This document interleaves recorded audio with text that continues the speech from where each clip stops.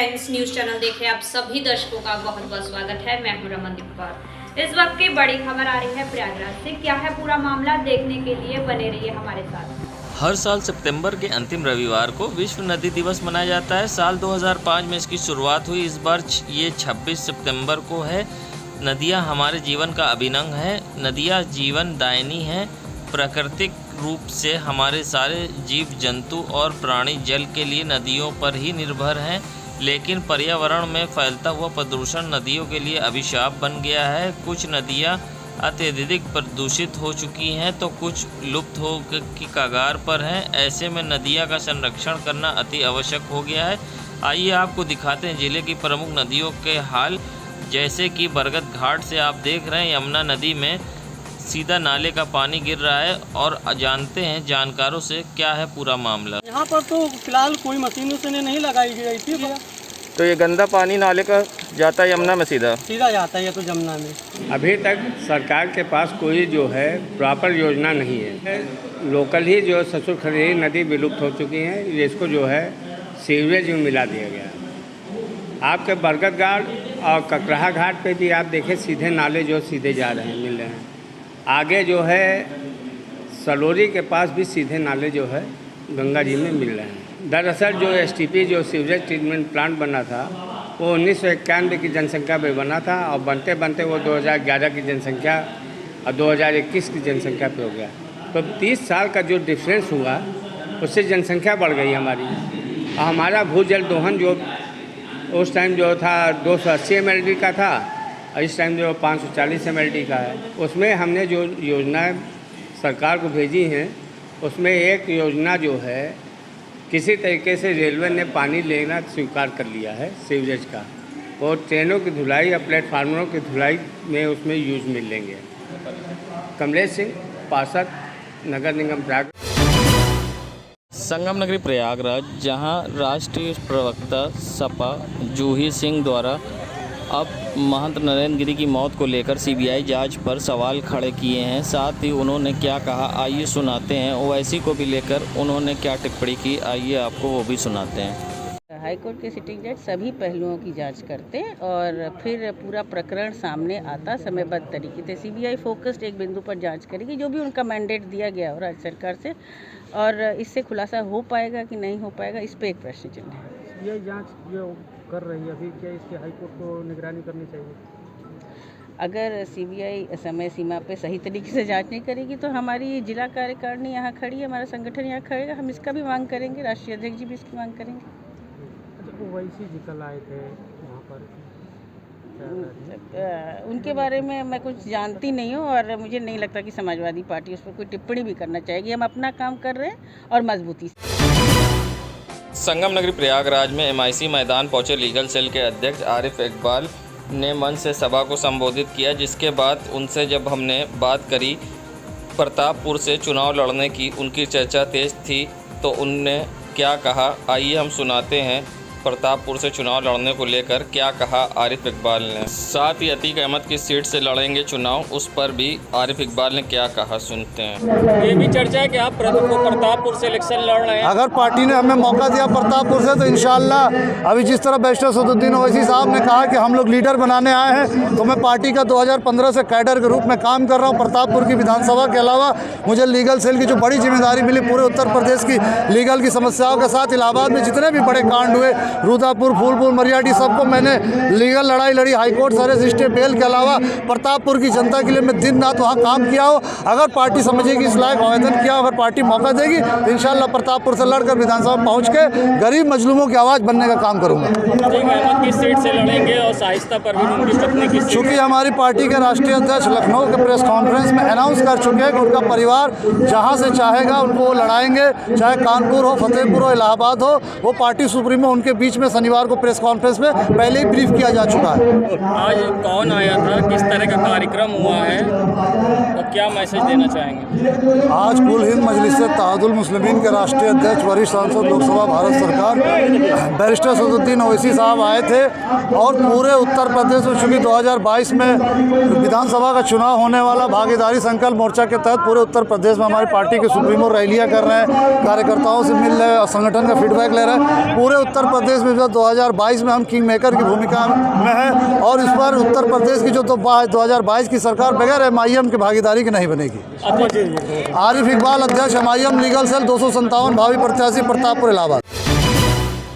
संगम नगरी प्रयागराज, जहां रेलवे सुरक्षा बल के 36 स्थापना दिवस के समारोह के उपलक्ष्य में किए जा रहे साप्ताहिक कार्यक्रम क्रम में वरिष्ठ अधिकारियों के निर्देशन में निरीक्षक प्रशासन पोस्ट रुचि शर्मा द्वारा रेलवे सुरक्षा बल बैरिक ललित नगर में शुरुआत ज्योति शिक्षा की संस्था के बच्चों व संस्था के संचालक अभिषेक शुक्ला को ललित नगर बैरिक में बुलाया गया। इस दौरान उनकी ज़रूरत के अनुसार बच्चों को पढ़ने हेतु कॉपी किताब व पढ़ाने हेतु बोर्ड स्टेशनरी आइटम वितरित किए गए। बच्चों को उनके नाप के अनुरूप उप निरीक्षक प्राची मिश्रा द्वारा जूते वितरित किए गए। स्वयं निरीक्षक प्रशासन पोस्ट रुचि शर्मा द्वारा अपने हाथों से बच्चों को जूते पहनाकर उनको प्रोत्साहित किया गया। संस्था के बच्चियों को साफ सफाई व कई महिलाओं से संबंधित बीमारियों से बचने 101 सैनिटरी पैड दिया गया तथा बचाव के बेहतर उपाय बताए गए। अभिषेक शुक्ला को 5 बच्चों की 1-1 माह की फीस प्रदान की। कार्यक्रम की समाप्ति पर बच्चों व संचालक ने रेलवे सुरक्षा बल का बहुत आभार प्रकट किया। हम सभी अपनी टीम रेल सुरक्षा बल प्रशासन पोस्ट की तरफ से आज शुरुआत टीम को यहाँ पे बुलाया, जो स्लम एरियाज़ में रहने वाले बच्चों को शिक्षा देते हैं।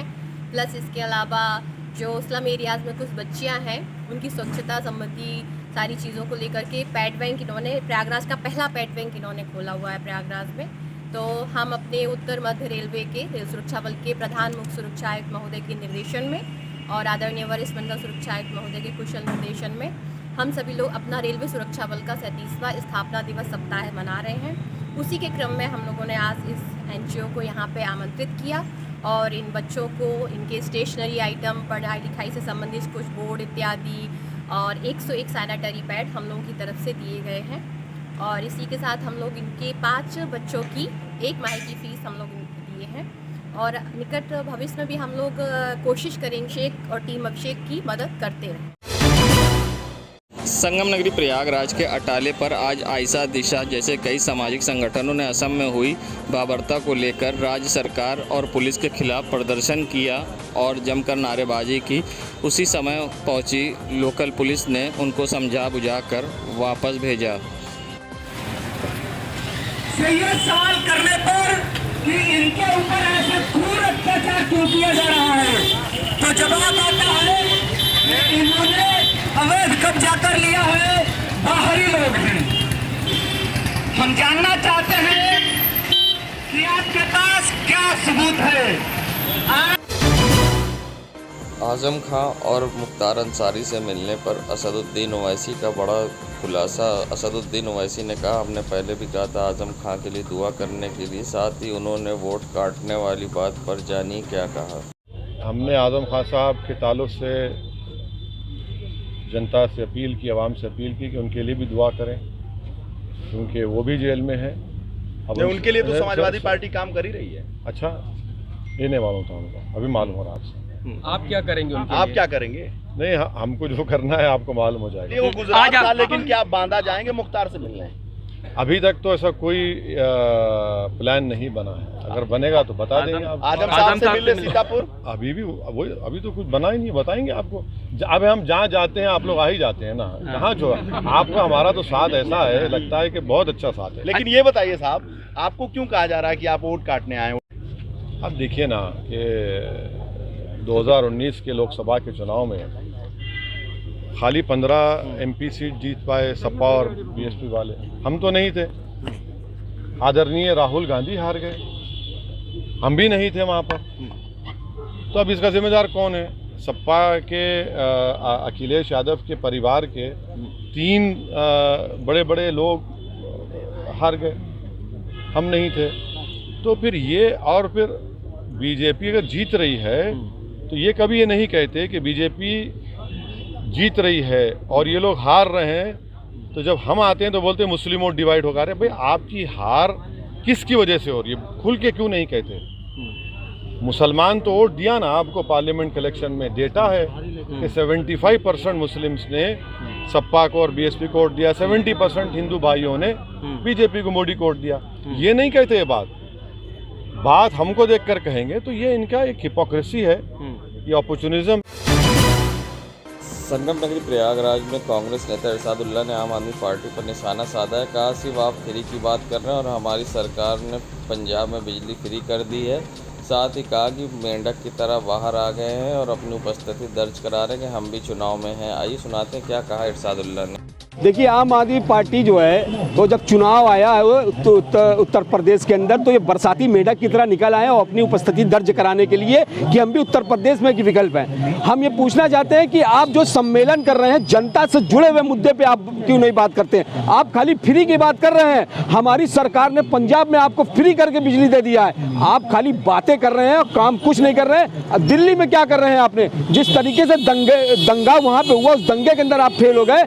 अभी वहाँ पे उनके साथ जो अत्याचार हुआ उसके अंदर आपने फेल हो गए और आप जो है सिर्फ और सिर्फ यहाँ पे उत्तर प्रदेश के अंदर आ रहे हैं। एक कह रहे हैं कि मैं भी चुनाव लड़ूंगा, मैं भी चुनाव भागीदार बनूंगा उत्तर प्रदेश के अंदर। मैं ये बता देना चाहता हूँ ये 2500 वोट के अंदर सीमित हो जाएंगे। जितने भी इनके प्रत्याशी हैं कहीं से भी लड़ेंगे, लोग इनको पसंद नहीं कर रहे हैं क्योंकि उनका उत्तर प्रदेश में कोई विकल्प नहीं, कुछ है ही नहीं इनके पास। ये खाली आ रहे बरसाती मेढक की तरह और जितना ये कोई प्रबुद्ध सम्मेलन कर रहा है, कोई शिक्षा सम्मेलन कर रहा है, कोई दलित सम्मेलन कर रहा है, ये जनता को सिर्फ और सिर्फ बेवकूफ़ बनाने का काम कर रहे हैं और जमीन पर कोई काम नहीं है। वो तो कह रहे हैं कि दिल्ली के मॉडल पे हम स्कूल यहाँ भी देंगे जैसे हमने दिल्ली में किया और उसकी चर्चा विदेश तक हो रही है। ये फर्जी है। इन्होंने जितने भी काम किए सिर्फ और सिर्फ कागज में किए हैं, खाली सोशल मीडिया के अंदर है, फेसबुक पर है, ट्विटर पे है, इसके अलावा जमीन में कुछ नहीं है। दिल्ली के अंदर जो हो रहा है जनता वहाँ की उब चुकी है। वो बता रही है कि आपकी केजरीवाल को हम लोग सबक सिखाएंगे। इरशादुल्ला। संगम नगरी प्रयागराज पहुंचे असदुद्दीन ओवैसी ने ऐलान किया कि मुस्लिम के अलावा हिंदू लोगों को भी बढ़ चढ़कर हम टिकट देंगे और साथ ही उन्होंने साबरमती जेल में अतीक अहमद से मिलने पर रोके जाने को लेकर बताई ये बात। आइए जानते क्या कहा असदुद्दीन ओवैसी ने।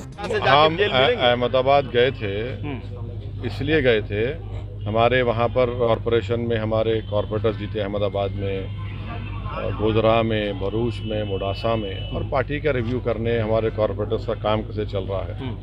जब हम अहमदाबाद में थे तो हमने लेटर लिखा वहाँ के जेलर को साबरमती के कि हम अतीक साहब से मिलना चाहते हैं। तो उन्होंने ये कहा कि कोविड के गाइडलाइंस है और दूसरा रीज़न बताया हम नहीं मिलने देंगे। तो हमने ये तय किया कि हम जब आए हैं तो हम जाकर जेलर से मिलते हैं, सुप्रिटेंडेंट साहब से। जेल के भाई आखिर वजह क्या है? दूसरों को तो आप मिलने दे रहे अतीक साहब जो दूसरे जो अंडर ट्रायल प्रिजनर्स हैं, हमको क्यों मिलने नहीं दे रहे? तो हम जब होटल से निकलने वाले थे गुजरात के पुलिस का ऑफिसर हमको बोल दिया आप बाहर ही नहीं आ सकते। हम बोले क्यों? बोले नहीं आप साबरमती नहीं जा सकते अतीक साहब से मिलने के लिए। अरे बोले हम तो दूसरों को सबको मिलने दे रहे आप। बोले हम तो उनसे भी नहीं मिलने जा रहे, हम तो सुप्रिटेंडेंट से मिलना चाहते हैं कि उनसे पूछे क्या वजह, हम तो एक MP हैं। बोले नहीं आ सकते आप, जहाँ आपको हमको इजाज़त नहीं दे सकते आप।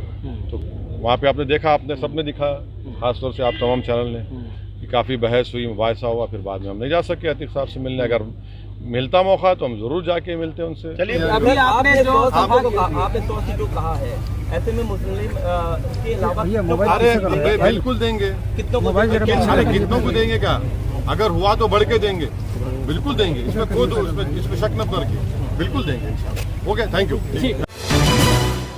क्या आपने कभी नारियल शेक पिया है? अगर नहीं तो पब्लिक वाइब पर जानिए खास। पब्लिक वाइब अपने दर्शकों के लिए नई नई चीज़ें ढूंढ कर आपके लिए लाता है। हम आपको बता रहे हैं नारियल शेक के बारे में। जी हाँ, प्रयागराज में नारियल शेक की एक अनोखी दुकान है जहाँ बिकता है नारियल शेक। आपने बनाना शेक, खजूर शेक की दुकानें तो बहुत सी देखी होंगी, मगर प्रयागराज में बिकता है नारियल शेक। जी हाँ, यूनिवर्सिटी के पास साइंस फैकल्टी के गेट से आगे एक शॉप पर बिकता है यहाँ नारियल शेक, जहाँ लोगों की लगती है भीड़। इस नारियल शेक को बताते हैं बनाने में गुलकंद, चीनी से लेके कई प्रकारों की चीज़ का इस्तेमाल होता है और यहाँ लोगों की लंबी भीड़ होती है। छात्रों को इसे पी के आनंद आता है और एक एनर्जी सी मिलती है।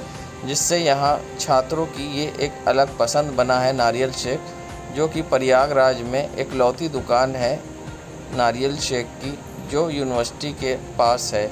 आइए जानते हैं क्या है इसमें खास। आइडिया क्या दिमाग में आया कि अगर इसको बनाया जाए तो हो सकता है मार्केट में चले, इसकी शुरुआत की गई और ये चला। हाँ, शुरुआत करी 2018 में। इसको बनाने के लिए नारियल तोड़कर उसको छिलाई की जाती है, उसके बाद इसमें चीनी गुलकंद डाला जाता है और पानी मिक्स करके इसको पीसा जाता है। कितने लोग आते होंगे डेली, कहाँ अब तो केवल सीजन ऑफ है, नहीं तो वैसे मान के चलिए कि 6,000-7,000 की दुकानदारी होती है। 1,500 गिलास होती है। हाँ। क्या नाम है आपका? हमारा नाम है नित्यानंद।